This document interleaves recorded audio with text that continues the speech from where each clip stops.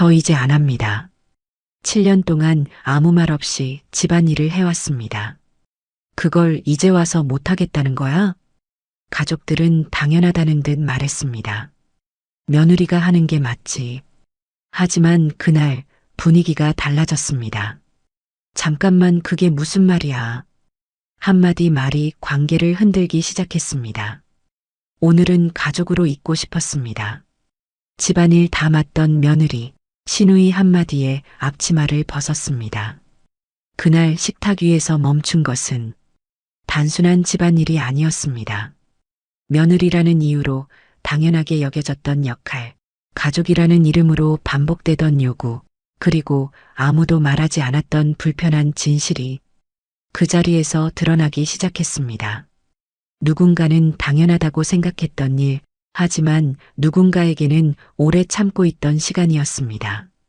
오늘 이야기는 집안일을 둘러싼 갈등이 어떻게 가족의 관계를 바꾸게 되는지에 대한 이야기입니다. 이 채널의 이야기가 계속 궁금하시다면 구독과 좋아요는 큰 힘이 됩니다. 그럼 지금부터 집안일 다 맡던 며느리가 앞치마를 벗게 된 그날의 이야기를 시작합니다. 금요일 오후 한서윤은 사무실 책상 위에 놓인 서류 뭉치를 정리하면서 팀원들의 인사평가 결과를 마지막으로 검토하고 있었습니다. 인사팀 팀장이라는 직함이 붙은 지 올해로 3년째 100명이 넘는 직원들의 근무 기록과 성과를 한서윤의 손을 거치지 않고는 결제가 올라가지 않았죠. 부서 회의에서 한서윤이 발언하면 임원들도 고개를 끄덕였고 신입사원들은 한서윤의 이름만 들어도 자세를 바로잡았습니다. 그런 한서윤에게 회사는 자신이 온전히 존재할 수 있는 유일한 공간이었습니다. 퇴근 시간이 다가오자 한서윤의 휴대폰이 울렸습니다. 화면에 뜬 이름은 시어머니 박금자였죠. 전화를 받기도 전에 한서윤의 손이 잠깐 멈췄지만 곧 익숙한 동작으로 수화기를 귀에 갖다 댔습니다. 서윤아, 내일 저녁에 식구들 다 오기로 했다. 내가 장 좀 봐라. 목록은 문자로 보낼게. 인사도 없이 바로 본론이었습니다. 한서윤은 네, 어머니하고 짧게 대답했고 박금자는 그 대답이 끝나기도 전에 전화를 끊었습니다. 곧이어 문자 한 통이 도착했는데 거기엔 갈비 3근, 전재료, 나물 5가지, 과일까지 빼곡하게 적혀 있었죠. 한서윤은 그 목록을 내려다보다가 조용히 화면을 껐습니다. 결혼한 지 6년이었습니다. 6년 동안 시댁의 명절, 생일, 제사, 가족 모임은 전부 한서윤의 몫이었죠. 처음엔 잘 보이고 싶어서 시작한 일이었지만 어느 순간부터는 하지 않으면 안 되는 일이 되어버렸습니다. 박금자는 며느리가 부엌에 서는 걸 당연하게 여겼고 한서윤이 음식을 차리는 동안 거실 소파에 앉아 텔레비전을 보면서 간간히 간이 싱겁다거나 반찬 가짓수가 적다는 말을 던졌습니다. 집에 도착하니 남편 오민재가 소파에 누워 휴대폰을 들여다보고 있었습니다. 한서윤이 현관문을 열고 들어서자 오민재는 고개를 살짝 돌려왔어? 하고 한마디 건넸을 뿐 몸을 일으키지는 않았죠. 한서윤은 가방을 내려놓으며 말했습니다. 내일 어머니 댁에서 가족 모임 한다는 거 알고 있지? 응. 어머니한테 연락 받았어. 장은 내가 봐야 하는 거야? 오민재는 휴대폰에서 눈을 떼지 않은 채 대답했습니다. 원래 내가 하잖아. 뭐 필요하면 말해. 내가 들어줄게. 그 말이 한서윤의 귀에 걸렸습니다. 원래 내가 하잖아라는 말은 오민재에게는 사실을 말한 것이었겠지만 한서윤에게는 6년간 쌓인 무게가 고스란히 담긴 문장이었죠. 하지만 한서윤은 거기에 대꾸하지 않았습니다. 대꾸해봤자 돌아오는 건 내가 뭘 잘못했는데 라는 되물음뿐이라는 걸 이미 알고 있었으니까요. 다음 날 아침 한서윤은 퇴근 후 곧장 대형마트로 향했습니다. 박금자가 보낸 목록대로 갈비와 채소, 과일을 장바구니에 담았고 거기에 박금자가 좋아하는 들기름과 참기름까지 추가로 넣었습니다. 계산대에서 찍힌 금액은 20만 원이 넘었지만 한서윤은 자기 카드로 결제했습니다. 시댁장을 자기 돈으로 보는 것도 이미 오래전부터 이어져 온 일이었으니까요. 장을 본 뒤 시댁에 도착하니 박금자가 현관에서 기다리고 있었습니다. 그런데 박금자의 시선은 한서윤이 아니라 한서윤이 들고 있는 장바구니를 향했죠. 한서윤이 무거운 봉투 4개를 현관에 내려놓자 박금자는 봉투 안을 들여다보며 말했습니다.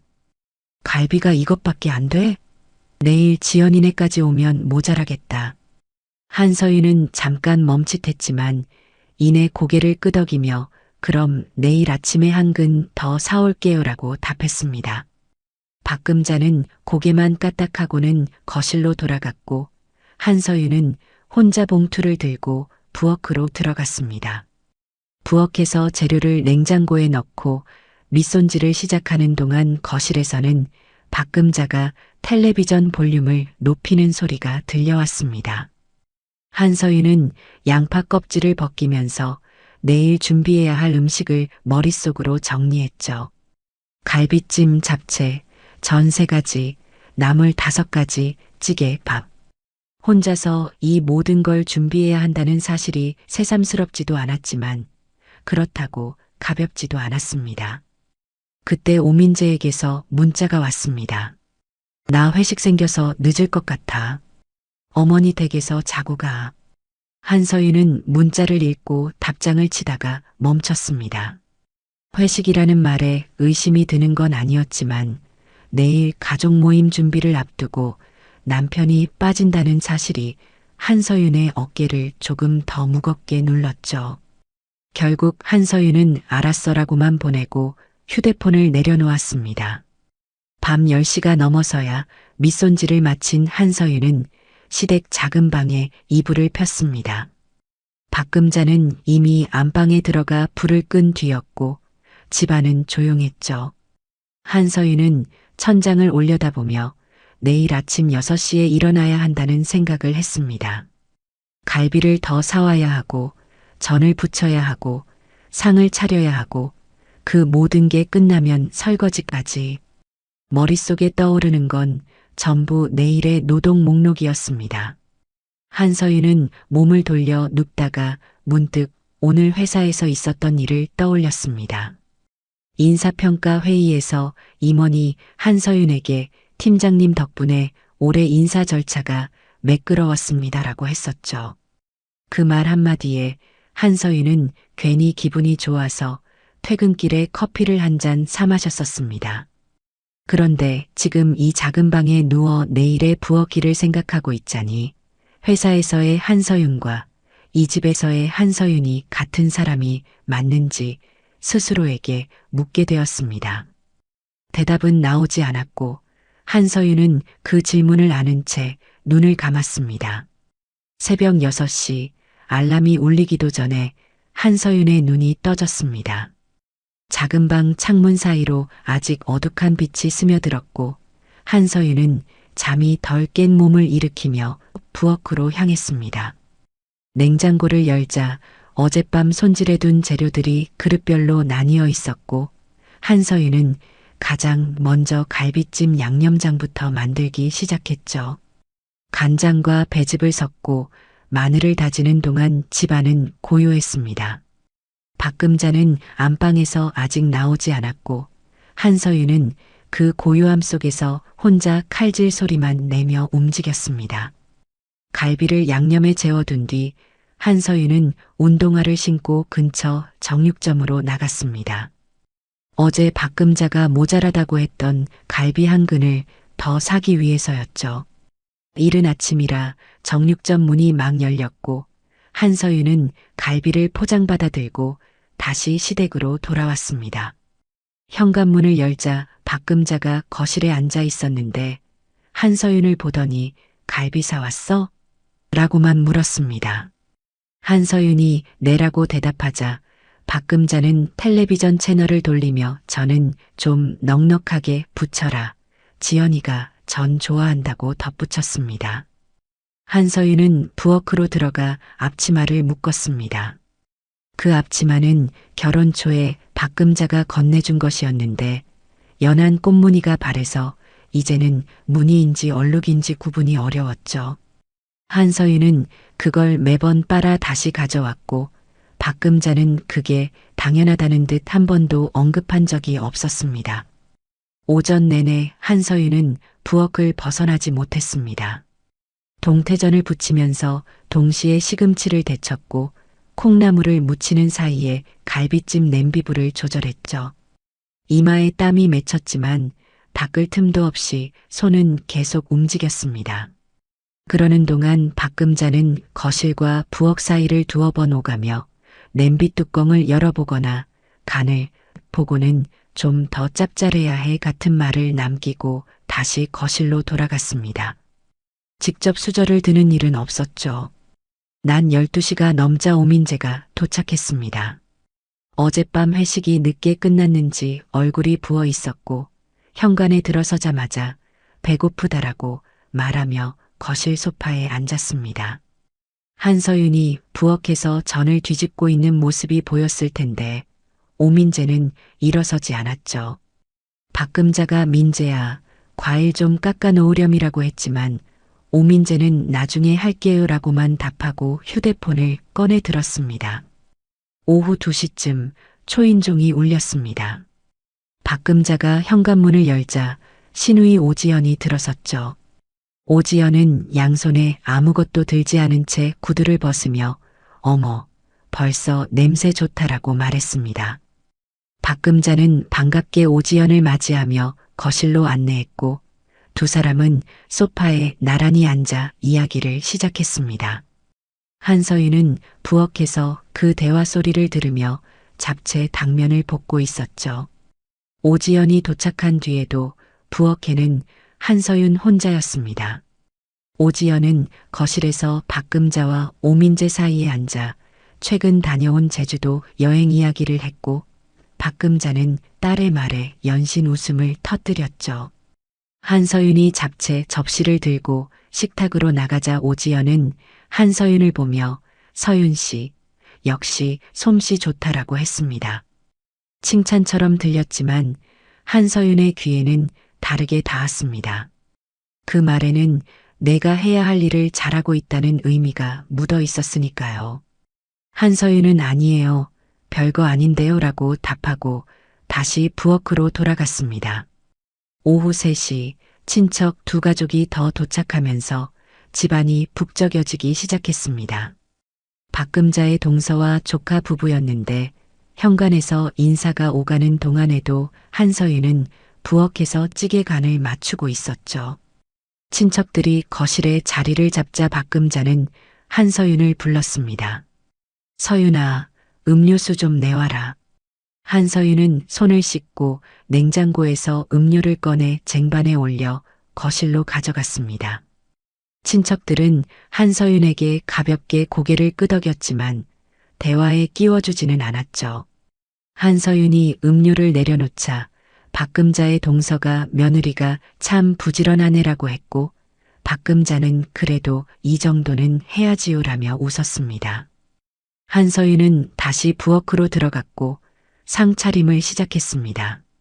갈비찜을 큰 접시에 담고 전을 종류별로 나누어 올렸죠. 나물 5가지를 각각의 그릇에 담고 밥을 지어 뚜껑을 덮었습니다. 찌개를 뚝배기에 옮겨 담는 동안에도 거실에서는 웃음소리가 끊이지 않았습니다. 한서윤은 식탁에 수저를 놓으면서 거실 쪽을 한번 바라봤습니다.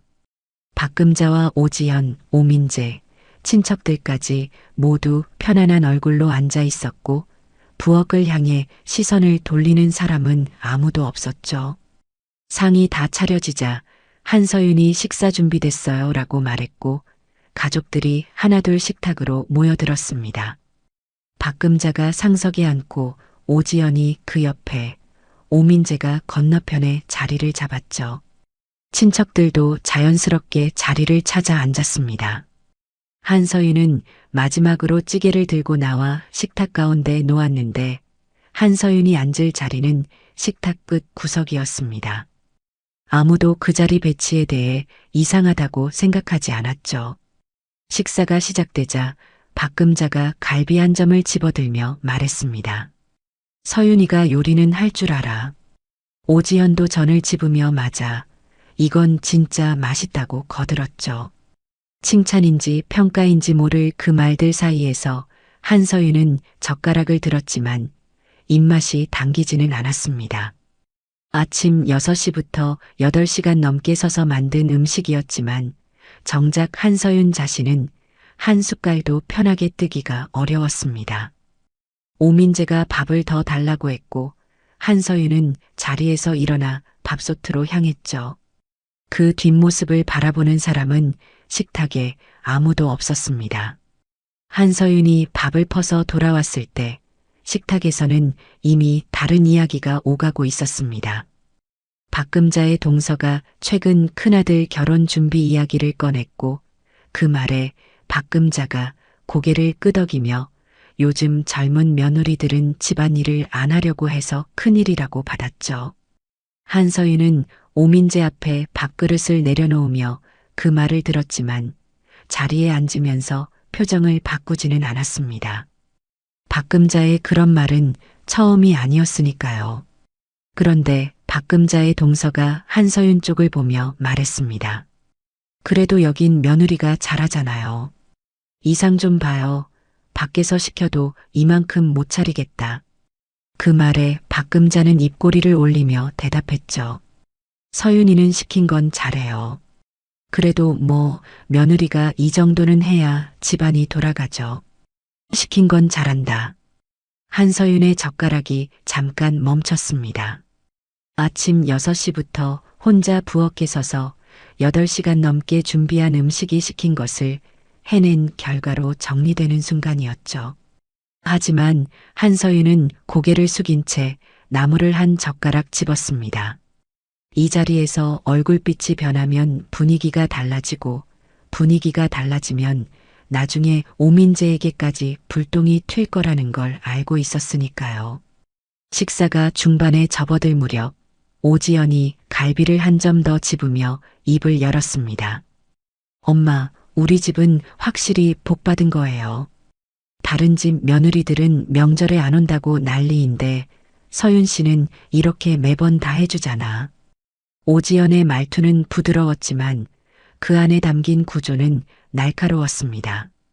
다른 집 며느리와 비교함으로써 한서윤의 노동을 칭찬처럼 포장하면서도 동시에 이것이 며느리로서 당연한 의무라는 틀을 다시 한번 세운 것이었죠.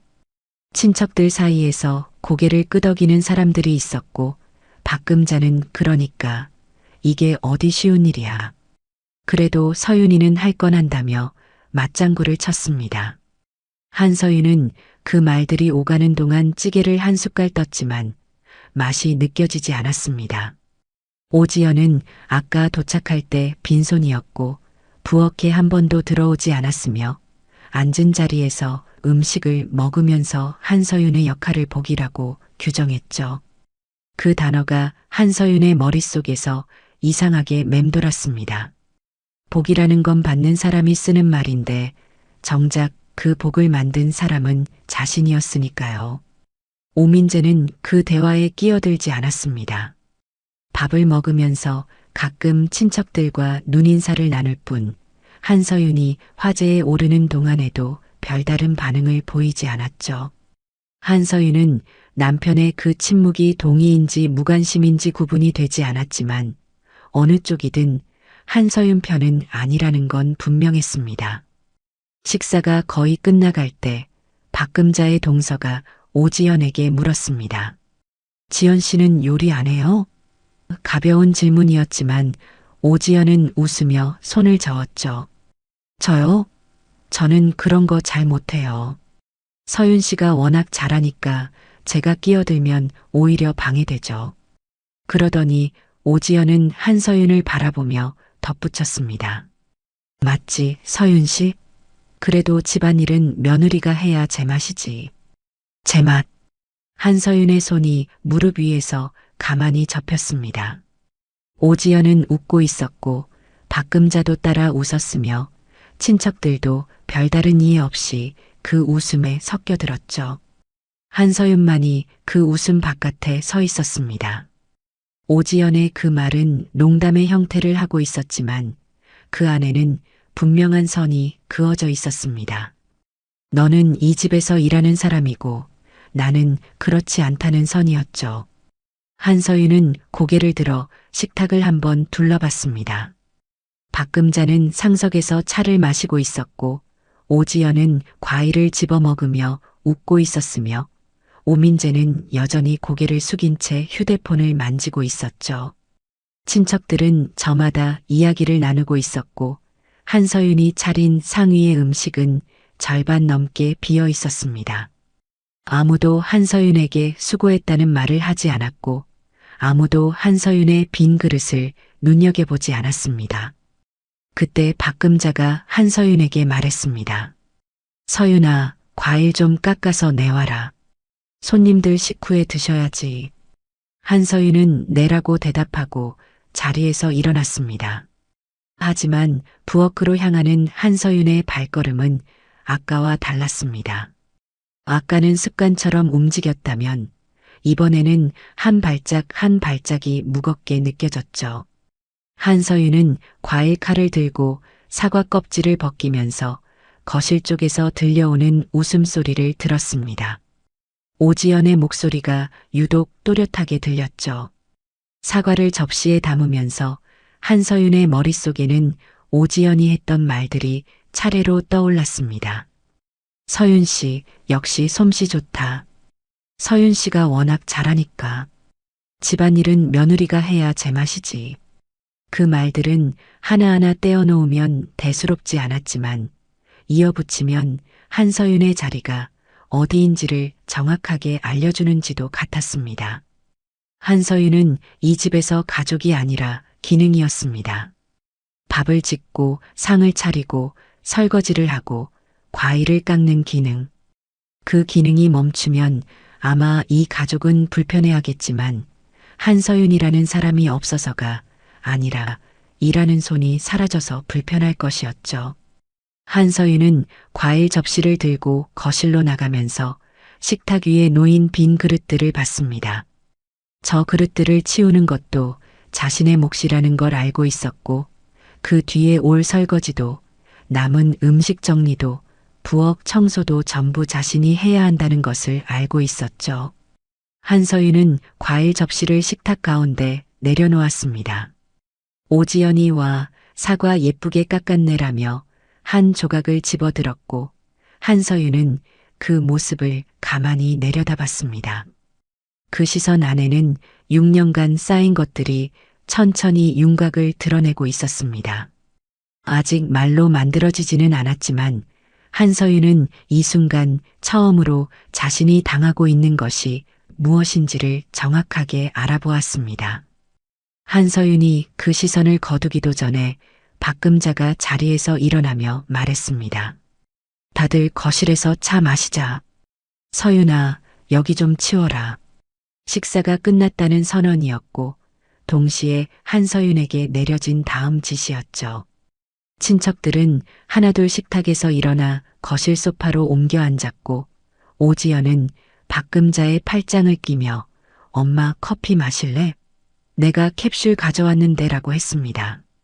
오민재도 커피잔을 들고 거실로 따라갔죠.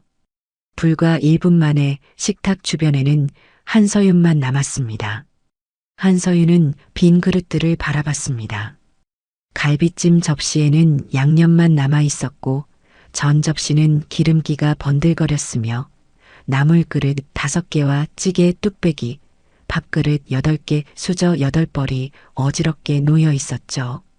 한서윤은 잠깐 서 있다가 접시를 한 장씩 포개기 시작했습니다.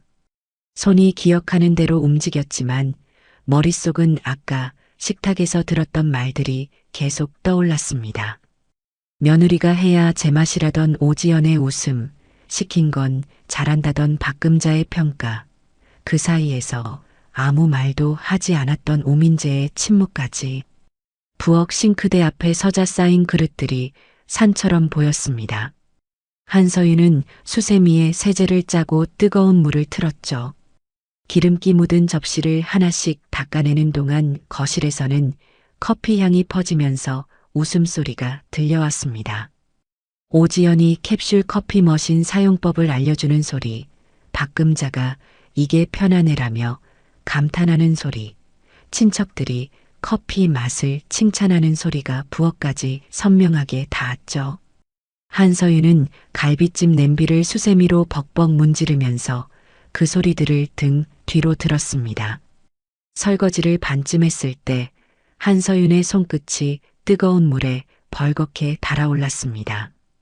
고무장갑을 챙겨올 걸 하는 생각이 들었지만 장갑은 집에 두고 왔고 박금자 부엌에는 한서윤의 물건이 따로 없었죠.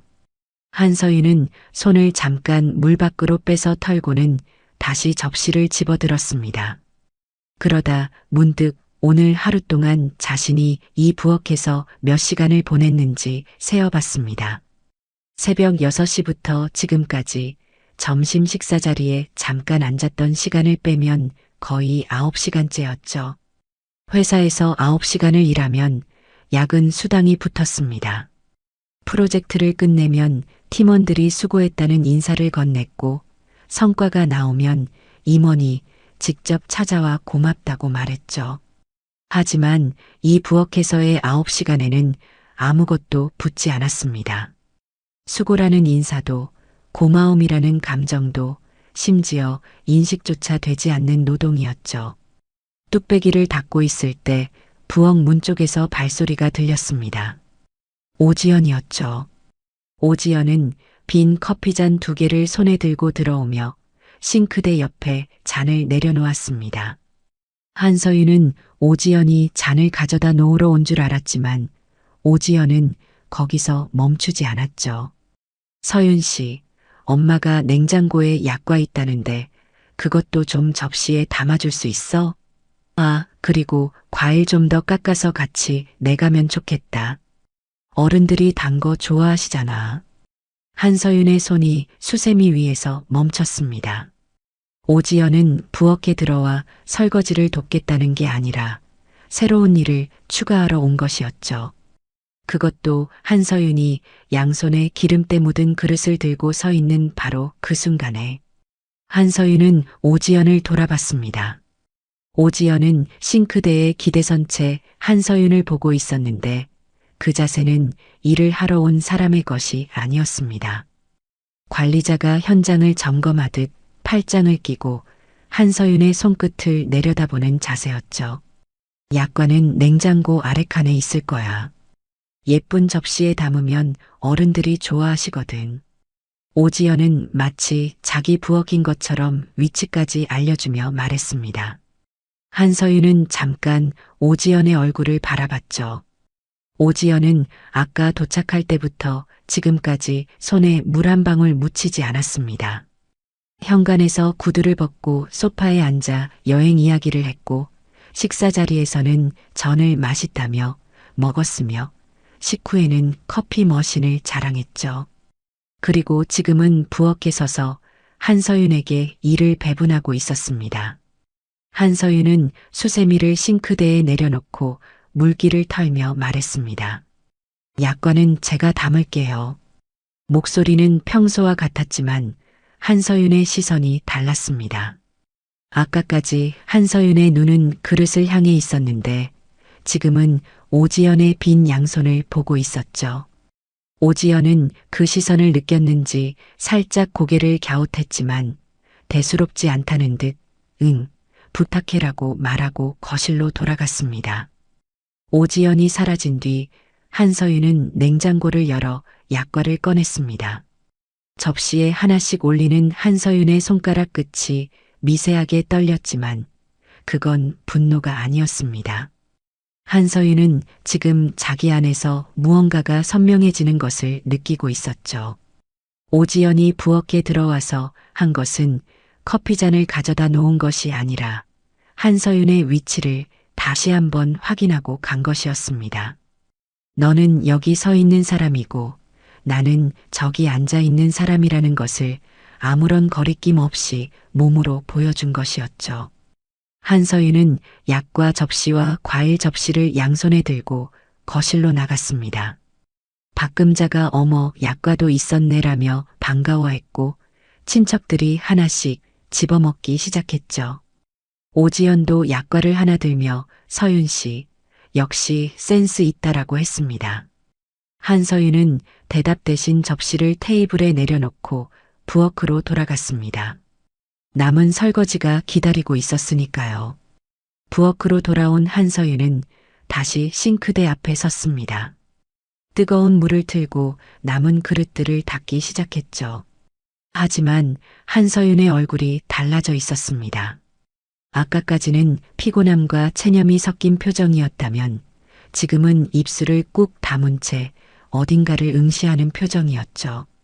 거실에서는 여전히 웃음소리가 흘러나왔고 한서윤은 그 소리를 들으면서 마지막 접시를 헹궜습니다.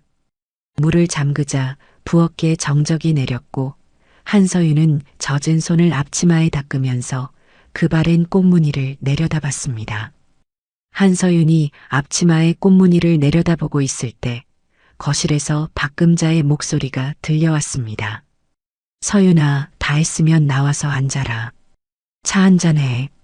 한서윤은 싱크대 위 물기를 행주로 한번 훑고 거실로 나갔습니다. 앞치마를 맨 채로였죠. 소파에는 이미 자리가 없었고 한서윤은 식탁 의자를 끌어와 거실 구석에 앉았습니다. 박금자가 건넨 커피잔을 받아들었지만 커피는 이미 미지근해져 있었죠. 친척들 사이에서 이야기가 오가고 있었습니다.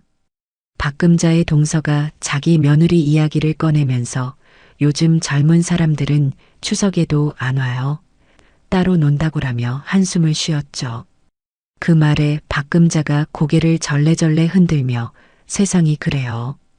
옛날 같으면 말도 안 되는 일이지라고 받았고 분위기는 자연스럽게 며느리 역할론 쪽으로 흘러갔습니다. 한서윤은 커피잔을 양손으로 감싼 채 그 대화를 듣고 있었죠. 그때 오지연이 소파에서 다리를 꼬며 입을 열었습니다. 그런 면에서 우리 집은 진짜 다르긴 하죠.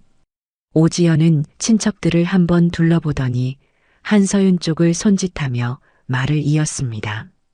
우리 집은 며느리가 제일 부지런해요. 아침 6시부터 부엌에서 안 나오거든요. 오늘도 보세요. 이상을 혼자 다 차렸어요. 오지연의 목소리는 자랑하는 것처럼 들렸지만 그 말이 향하는 방향은 한서윤을 위한 것이 아니었습니다. 며느리가 제일 부지런하다는 말은 한서윤이라는 사람에 대한 존중이 아니라 자기 집안의 시스템이 잘 돌아간다는 과시였죠. 친척들이 고개를 끄덕이며 한서윤을 바라봤고 박금자의 동서가 부러워요. 정말이라고 말했습니다. 한서윤은 웃어야 할지 고개를 숙여야 할지 몰라서 커피잔만 내려다보고 있었습니다. 그런데 오지연이 거기서 멈추지 않았죠. 오지연은 친척 조카를 보며 웃음을 머금은 채 말했습니다. 수진아, 너도 나중에 시집가면 우리 서윤 씨처럼 해야 돼. 부엌에서 앞치마 메고 있으면 시어머니가 제일 좋아하거든. 그러고는 한서윤의 앞치마를 가리키며 저것 봐. 저 앞치마가 이 집의 유니폼이야라고 덧붙였습니다. 웃음이 터졌습니다. 오지연도 웃었고 친척 조카도 입을 가리며 웃었으며 박금자의 동서도 피식 웃었죠.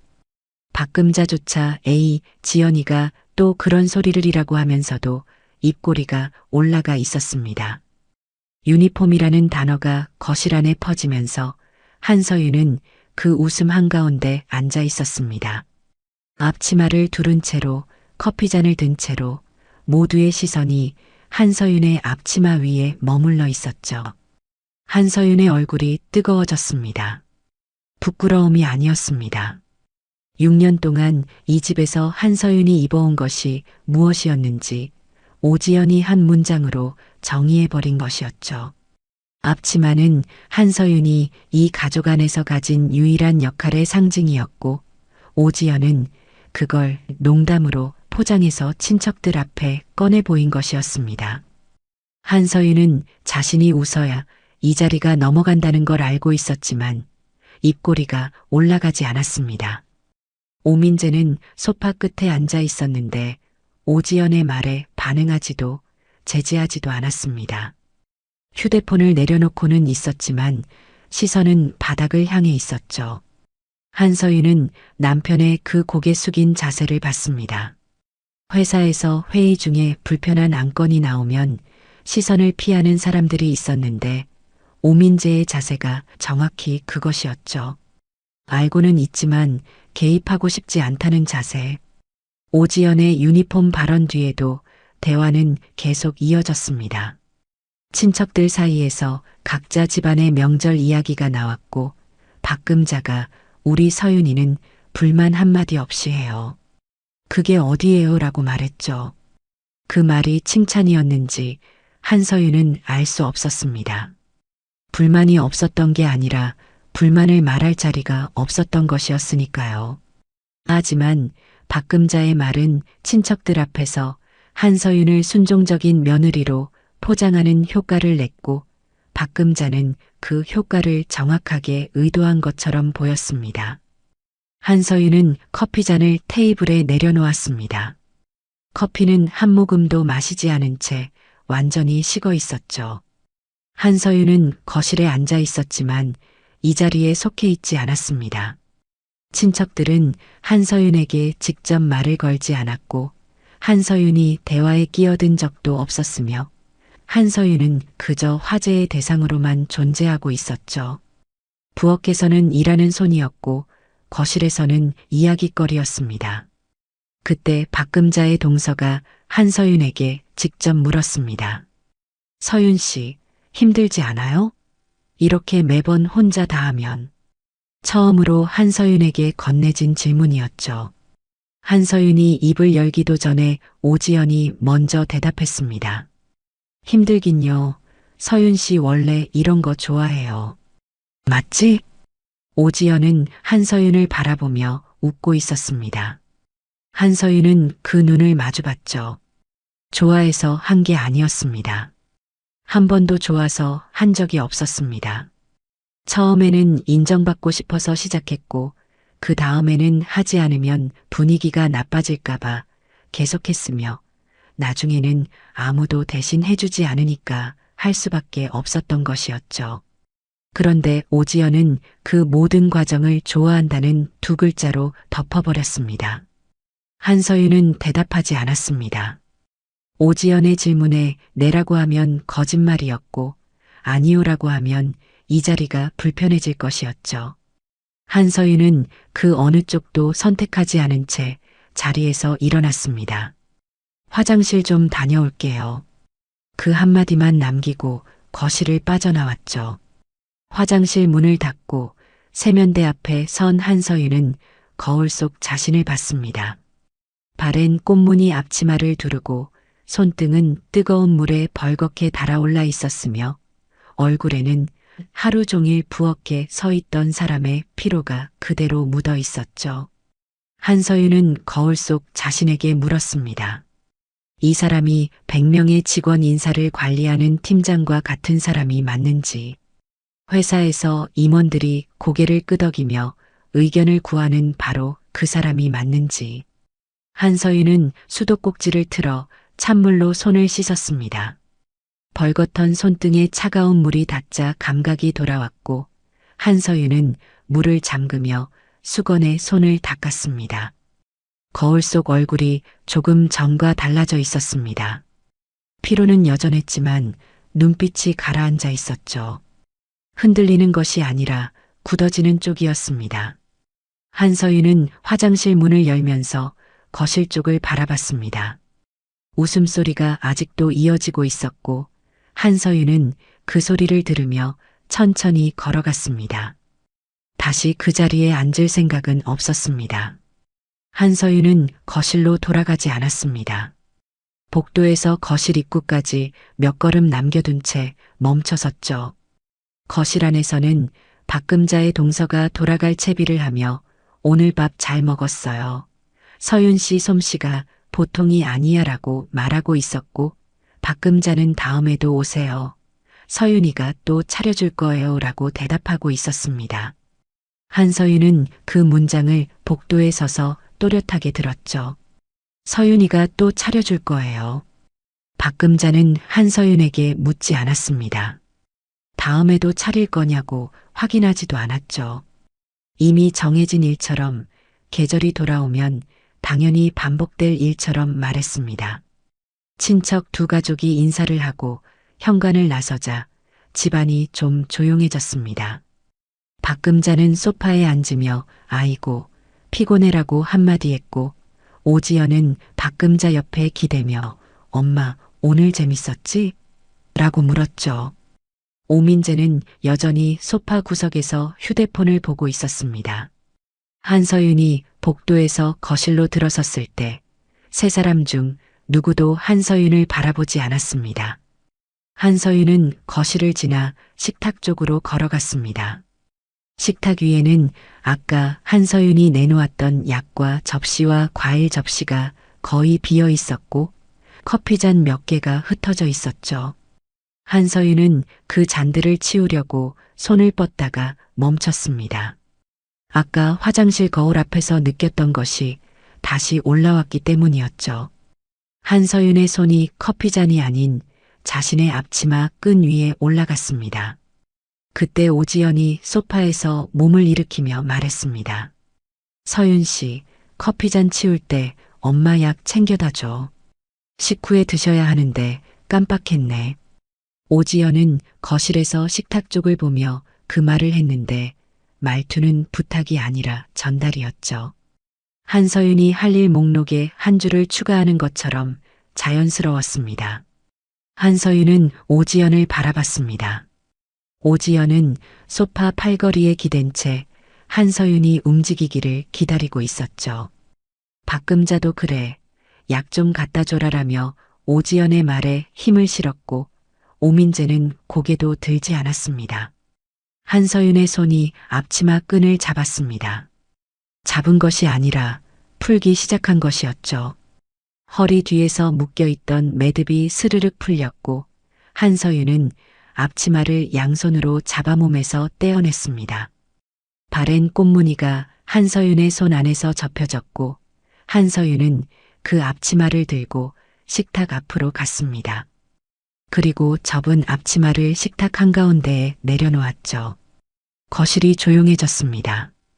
박금자가 고개를 돌렸고 오지연의 표정에서 웃음이 사라졌으며 오민재도 처음으로 휴대폰에서 눈을 떼고 한서윤을 봤습니다.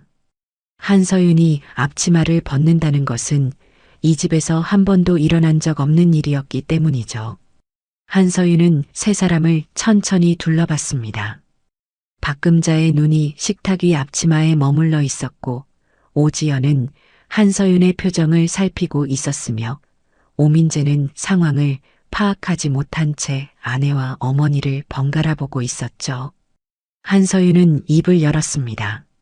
오늘부터 저는 이 집 며느리가 아니라 제 삶을 사는 사람이 되겠습니다.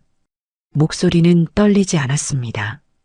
크지도 않았지만 거실 구석구석까지 닿을 만큼 또렷했죠. 박금자가 먼저 반응했습니다. 뭐, 서윤아, 갑자기 무슨 소리야? 박금자의 목소리에는 놀라움보다 불쾌함이 먼저 묻어 있었습니다. 손님들이 막 돌아간 자리에서 며느리가 예상 밖의 말을 꺼냈으니 박금자에게는 체면에 금이 가는 순간이었죠. 오지연은 소파에서 몸을 앞으로 기울이며 서윤 씨, 무슨 일 있어? 라고 물었지만 그 말투에는 걱정이 아니라 의아함이 담겨 있었습니다. 한서윤이 이런 말을 할 사람이 아니라고 생각했기 때문이었죠. 6년 동안 시킨 일에 내라고만 대답해온 사람이 갑자기 앞치마를 벗어놓고 선언을 하니 오지연의 머릿속에서는 상황이 정리되지 않는 것이었습니다. 한서윤은 박금자를 바라보며 말을 이었습니다. 어머니, 저는 오늘 아침 6시에 일어나서 지금까지 이 부엌에 있었습니다.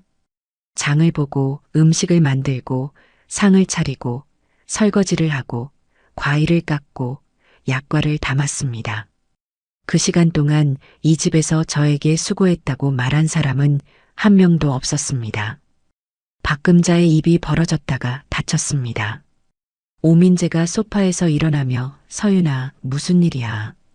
일단 앉아서 얘기하자라고 했지만 한서윤은 앉지 않았죠. 한서윤은 오민재에게 시선을 돌리며 말했습니다. 당신은 아까 오후 내내 소파에 앉아 있었어요. 제가 설거지하는 동안 커피를 마셨고 지연 씨가 저한테 유니폼이라고 했을 때도 아무 말 안 했죠. 오민재의 얼굴이 굳었습니다. 반박하려는 듯 입을 열었지만 말이 나오지 않았죠. 유니폼이라는 단어를 한서윤이 다시 꺼내자 오지연의 표정이 살짝 경직되었습니다. 오지연은 그건 농담이었잖아, 서윤 씨. 너무 심각하게 받아들이지 말라고 했지만 목소리에 아까의 여유는 없었습니다. 한서윤은 오지연을 똑바로 바라봤습니다. 농담이요? 지연 씨는 오늘 이 집에 와서 빈손으로 들어오셨고 소파에 앉아서 여행 이야기를 하셨고 부엌에 한 번 들어오셔서는 일을 하나 더 시키고 나가셨어요. 그리고 친척분들 앞에서 제 앞치마를 유니폼이라고 했죠. 한서윤의 말은 감정적이지 않았습니다. 오늘 하루 동안 일어난 일을 순서대로 나열하는 것이었죠. 하지만 그 나열 자체가 오지연의 하루와 한서윤의 하루가 얼마나 달랐는지를 선명하게 보여주었습니다. 오지연의 얼굴이 붉어졌습니다. 부끄러움인지 불쾌함인지 구분되지 않는 빛이었죠. 박금자가 소파에서 몸을 일으키며 서윤아, 이게 무슨 행동이야. 지연이한테 그게 무슨 말버릇이냐라고 목소리를 높였습니다. 박금자에게 이 상황은 며느리가 시누이에게 대드는 것으로 보였을 겁니다. 하지만 한서윤은 한 발짝도 물러나지 않았습니다. 한서윤의 시선이 식탁 위에 놓인 앞치마로 향했고 다시 박금자에게로 돌아왔죠. 어머니, 저는 6년 동안 이 앞치마를 메고 이 집 부엌에 섰습니다. 한 번도 싫다는 말을 한 적이 없었어요. 하지만 오늘 이 자리에서 분명하게 말씀드립니다. 한서윤은 숨을 한 번 고르고 말했습니다. 저는 더 이상 이 역할을 하지 않겠습니다. 거실에 침묵이 내렸습니다. 박금자는 한서윤을 노려보고 있었고 오지연은 입술을 꾹 다문 채 시선을 피했으며 오민재는 한서윤과 박금자 사이에 서서 어디를 봐야 할지 모르는 표정이었죠. 식탁 위의 앞치마는 아무에게도 집어지지 않은 채 그 자리에 놓여 있었고 한서윤은 앞치마가 없는 몸으로 그새 사람 앞에 서 있었습니다. 침묵이 길어지자 박금자가 먼저 입을 열었습니다. 서윤아, 내가 지금 흥분해서 그런 거야. 일단 앉아서 머리 좀 식혀. 박금자의 목소리는 단호했지만 그 안에는 당황한 기색이 섞여 있었죠. 6년 동안 내 어머니 외에 다른 대답을 들어본 적이 없었으니 박금자에게 이 상황은 이해가 아니라 통제의 대상이었습니다. 오민재도 한 발짝 다가서며 한서윤의 팔을 잡으려 했죠. 서윤아, 집에 가서 얘기하자. 여기서 이러면 어머니가 속상하시잖아. 오민재의 말은 중재처럼 들렸지만 그 문장의 중심은 한서윤이 아니라 박금자였습니다. 어머니가 속상하시니까 멈추라는 말이었죠. 한서윤은 오민재의 손을 피하지 않았지만 팔을 잡히지도 않았습니다. 한 발짝 옆으로 비켜서며 오민재를 바라봤죠. 당신은 항상 그랬어요. 어머니 속상하시니까, 누나 기분 나쁘시니까, 그러니까 참으라고. 그런데 한 번도 내가 속상한 건 물어본 적 없잖아요. 오민재의 입이 다물렸습니다. 한서윤의 말은 비난이 아니라 사실이었고, 그래서 더 반박이 어려웠죠. 오지연이 소파에서 일어나며 끼어들었습니다. 서윤 씨, 그래도 이건 좀 심하지 않아? 가족한테 이런 식으로 하면 어떡해? 오지연의 목소리에는 방어가 묻어 있었습니다. 한서윤이 아까 거실에서 오지연의 하루를 낱낱이 나열했던 것이 아직 남아 있었으니까요. 한서윤은 오지연에게 대답하지 않았습니다. 대신 현관 쪽으로 걸어가 자신이 가져온 가방을 들고 돌아왔죠. 가방 안에서 한서윤이 꺼낸 것은 투명한 파일 한 개였습니다. 한서윤은 그 파일을 식탁 위에 앞치마 옆에 내려놓았죠. 박금자의 눈이 파일을 향했고 오지연도 고개를 돌렸습니다. 한서윤은 파일을 열어 서류를 꺼냈습니다.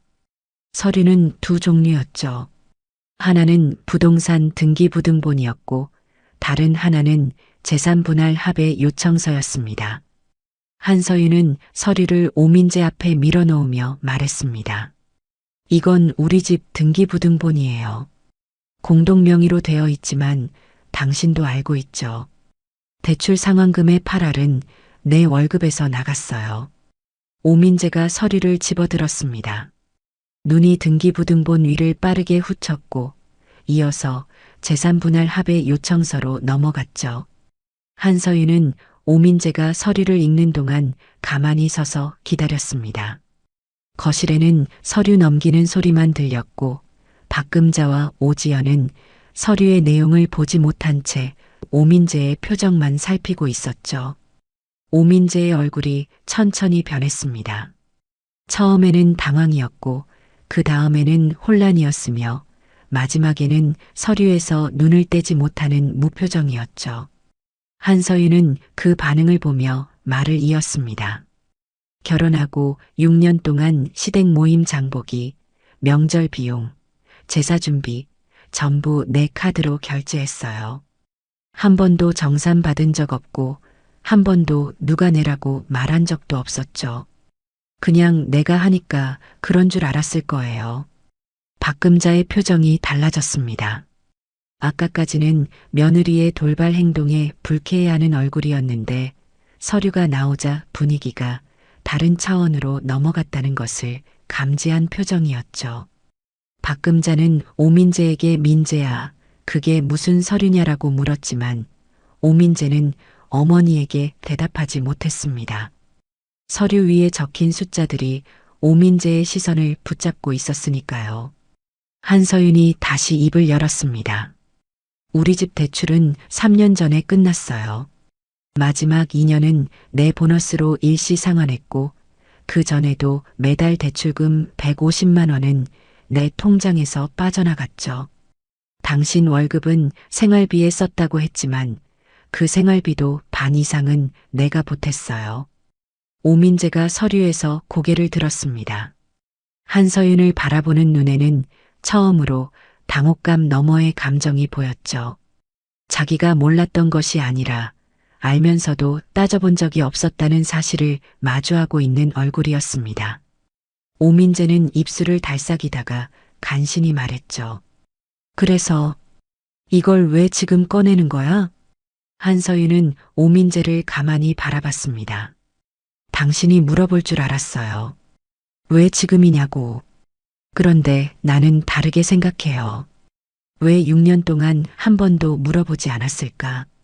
집 대출이 어떻게 갚아지고 있는지, 시댁 모임 비용이 어디서 나오는지 한 번이라도 당신이 먼저 확인한 적이 있었어요? 오민재가 대답하지 못했습니다. 한서윤의 질문은 답을 요구하는 것이 아니었죠. 답은 이미 정해져 있었고 오민재도 그걸 알고 있었습니다. 한 번도 물어본 적이 없었다는 것을. 박금자가 소파에서 일어나 식탁 쪽으로 다가왔습니다. 서윤아, 너 지금 이혼하겠다는 거야? 박금자의 목소리는 낮아졌지만 그 안에는 위협이 담겨 있었죠.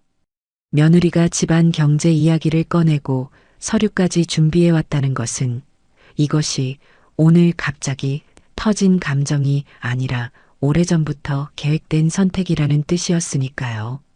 한서윤은 박금자를 바라봤습니다. 어머니, 저는 이 서류를 한 달 전에 준비했습니다. 오늘 꺼낼 줄은 몰랐지만 언젠가는 꺼내야 한다는 건 알고 있었어요. 한서윤의 목소리는 여전히 흔들리지 않았죠. 한 달 전이라는 말에 오민재의 눈이 커졌습니다. 아내가 한 달 전부터 이 서류를 가방에 넣고 다녔을 수도 있다는 생각이 스쳤을 겁니다. 오지연이 입을 열었습니다. 서윤 씨, 이건 너무 나간 거 아니야? 설거지하기 싫다는 거랑 이혼 서류는 차원이 다르잖아. 오지연은 상황을 축소하려 했죠. 한서윤의 행동을 설거지가 싫어서 화를 낸 것 정도로 정리하려는 시도였습니다. 한서윤은 오지연을 돌아보며 말했습니다. 지연 씨, 이건 설거지 문제가 아니에요.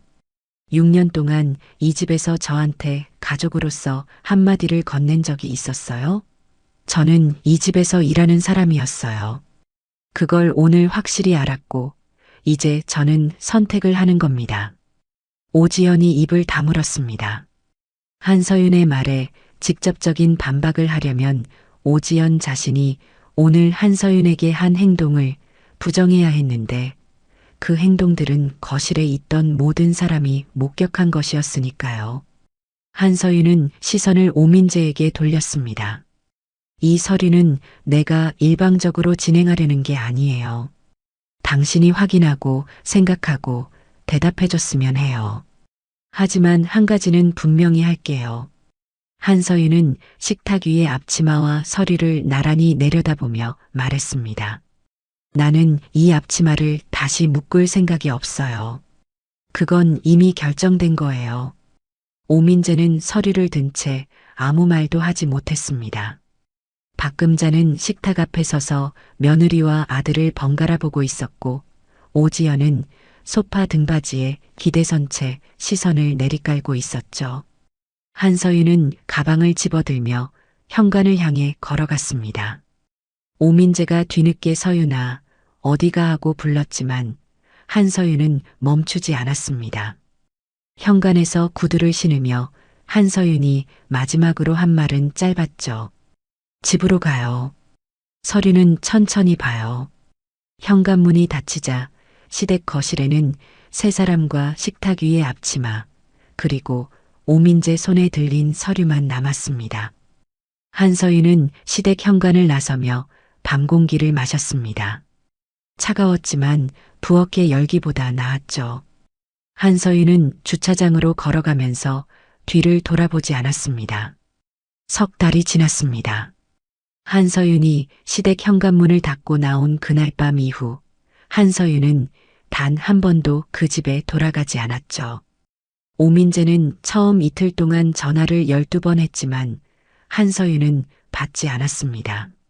사흘째 되는 날 오민재가 집으로 찾아왔을 때 한서윤은 이미 짐을 나눠놓은 뒤였죠. 거실에는 한서윤의 물건이 담긴 박스 6개가 정리되어 있었고 오민재의 물건은 그대로였습니다. 오민재는 현관에 서서 박스들을 바라보다가 진심이야? 라고 물었고 한서윤은 서류 읽어봤으면 알 거예요 라고 대답했습니다. 재산 정리는 한서윤이 준비한 대로 진행되었습니다. 공동 명의로 되어 있던 아파트는 한서윤의 상환 비율에 따라 분할이 이루어졌고 한서윤이 갚은 대출금과 시댁 관련 지출 내역은 통장 기록으로 모두 증명되었죠. 오민재는 변호사를 만난 뒤에야 아내가 가정 경제에 얼마나 큰 부분을 책임져 왔는지를 숫자로 확인했습니다. 6년간 한서윤이 시댁 모임에 쓴 비용만 따로 정리한 목록을 봤을 때 오민재는 아무 말도 하지 못했다고 합니다. 박금자는 처음에 한서윤에게 직접 전화를 걸어 내가 이 집안을 이렇게 만들 거냐라고 했지만 한서윤은 짧게 대답했죠. 어머니, 저는 이 집안을 만든 적이 없습니다. 유지했을 뿐이에요. 이제 그 유지를 멈추는 겁니다. 박금자는 그 뒤로 한서윤에게 연락하지 않았습니다. 연락할 이유가 사라진 것이었죠. 장을 봐줄 사람, 음식을 차려줄 사람, 설거지를 해줄 사람이 없어지자 박금자에게 한서윤은 더 이상 전화할 대상이 아니었습니다. 오지연은 한서윤에게 한 번도 연락하지 않았습니다. 오민재를 통해 상황을 전해 들었을 뿐이었죠. 오지연이 오민재에게 했다는 말은 서윤 씨가 좀 심했다였다고 합니다. 하지만 그 말을 전해 들은 한서윤은 아무런 감정도 느끼지 않았죠. 오지연에게 한서윤은 처음부터 끝까지 서윤 씨였고 가족이 된 적이 없었으니까요. 이혼 절차가 마무리된 뒤 공동명의 아파트가 매각되었습니다. 한서윤의 지분이 정리되고 오민재에게 남은 금액은 새 집을 구하기에 넉넉하지 않았죠. 박금자가 살던 집도 유지가 어려워졌습니다. 한서윤이 6년간 보이지 않게 채워왔던 경제적 공백이 한꺼번에 드러난 것이었죠. 박금자는 큰 집을 정리하고 작은 임대 아파트로 이사했고 오민재는 회사 근처 원룸을 얻었으며 오지연은 예전처럼 명절에 엄마 집에 모이자는 말을 더 이상 꺼내지 못했습니다. 한서윤이라는 기능이 빠지자 그 가족의 형태는 유지되지 않았죠. 한서윤은 이혼이 확정된 다음 달 회사에 사직서를 냈습니다. 인사팀 팀장이라는 자리는 한서윤에게 능력을 증명해 준 곳이었지만 한서윤은 더 이상 누군가의 조직 안에서 역할을 수행하는 것이 아니라 자신의 이름으로 서고 싶었죠. 퇴직금과 아파트 매각 지분을 합쳐 한서윤은 작은 사무실을 얻었습니다. 인사 컨설팅 회사였죠. 한서윤이 6년간 쌓아온 인사관리 경력과 사내 평가 시스템 설계 경험을 바탕으로 중소기업들의 인사체계 구축을 돕는 일이었습니다. 사업자 등록증에 찍힌 대표자 이름은 한서윤이었습니다. 아무의 며느리도 아무의 아내도 아무의 팀장도 아닌 한서윤 자신의 이름이었죠. 명함이 인쇄소에서 나온 날 한서윤은 사무실 책상 위에 명함 한 장을 올려놓고 한참을 들여다봤습니다. 네모난 종이 위에 자기 이름과 대표라는 두 글자가 나란히 적혀 있었죠. 한서윤은 그 명함을 손가락으로 만지면서 문득 바랜 꽃무늬 앞치마를 떠올렸습니다. 6년 동안 묶고 풀었던 그 앞치마의 촉감이 손끝에 남아있는 것 같았지만 지금 한서윤의 손에 들린 것은 앞치마가 아니라 명함이었습니다. 첫 거래처 미팅이 잡힌 날 한서윤은 아침에 일찍 일어나 출근 준비를 했습니다. 옷장을 열자 깔끔하게 다려진 재킷이 걸려 있었고 한서윤은 그 재킷을 입으며 거울을 봤죠. 석 달 전 시댁 화장실 거울 앞에서 봤던 얼굴과는 달랐습니다. 벌겋게 달아오른 손등도 바랜 앞치마도 피로에 무너진 표정도 없었죠. 거울 속에는 자기 회사의 대표가 미팅을 준비하는 얼굴이 있었습니다. 미팅 장소인 카페에 도착하자 거래처 담당자가 먼저 와 있었습니다. 한서윤은 자리에 앉으며 가방에서 명함 케이스를 꺼냈죠. 명함을 한 장 빼서 양손으로 건네는 순간 한서윤의 입가에 미소가 번졌습니다. 상대방이 명함을 받아들며 한서윤 대표님 반갑습니다라고 말했을 때 한서윤은 고개를 숙여 인사하며 대답했죠. 네, 한서윤입니다. 잘 부탁드리겠습니다. 그 목소리는 석 달 전 시댁 거실에서 저는 더 이상 이 역할을 하지 않겠습니다라고 말했을 때와 같은 톤이었습니다. 떨리지 않았고 크지 않았지만 자기가 누구인지를 정확하게 알고 있는 사람의 목소리였죠. 한서윤은 명함을 건넨 손을 테이블 위에 올려놓았습니다.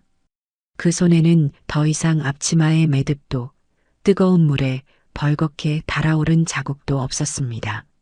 한서윤의 손은 이제 자기 이름이 적힌 명함을 건네는 손이었고 한서윤은 그 손으로 자신의 삶을 시작하고 있었습니다. 마지막까지 지키고 싶었던 것은 집안일이 아니라 사람 사이의 존중이었습니다. 말하지 않으면 아무도 모르는 마음. 하지만 한 번의 선택이 관계를 바꾸기도 합니다. 오늘의 이야기가 누군가에게 작은 위로가 되었기를 바랍니다. 끝까지 시청해 주셔서 감사합니다.